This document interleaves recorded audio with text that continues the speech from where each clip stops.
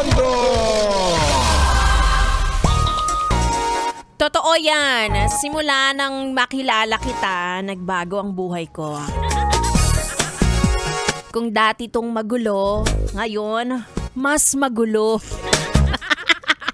Alam mo, inspiring, no? Hindi, no? Monday ngayon, sino ang inspired, ha?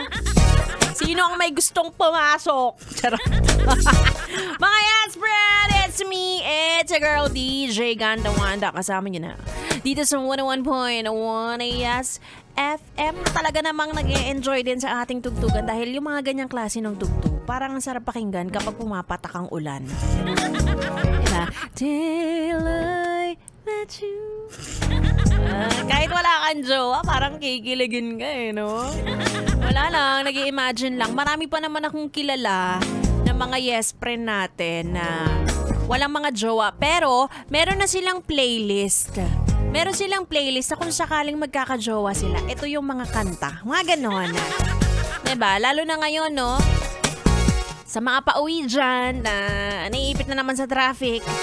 Nauubusan na ng libangan. Minsan gagawa ka na lang ng sariling senaryo sa utak mo eh. Paano kaya kung ganito? Paano kung ganyan? Paano kung magkatuluyan kami ni ganito? Paano kung magkatuluyan kami? Diba? May mga ganun. At sa biyahe mo yan lahat naiisip. Ganyan-ganyan ka, di ka naman gumagawa ng paraan para magkagusto siya sa'yo. Diba? Gawin mo ang lahat. Huwag ka lang mga agaw ng jowa ng iba, ha? Gusto mo magpapansin, okay lang magpapansin ka, hindi kita i-judge. Kahit tingin mo mukha ka ng weird. Diba? Kahit sinusunggaban-sunggaban mo. Sabi ko, sulyapan mo lang, wag mong sunggaban. Sobrang OA ka naman, over naman sa sunggab. Wag ganon. Siya mo lang. Anyway, gusto mong malaman ang mga sikreto kung paano magkakajowa. Nasa akin ang kasagutan. Promise. Promise ba? Malalaman mo yan kapag sinamahan mo ko hanggang alas 9 ng gabi. Again, it's me, Ganda Wanda. At kayo ay nakatutok dito lang sa 101.1 Yes!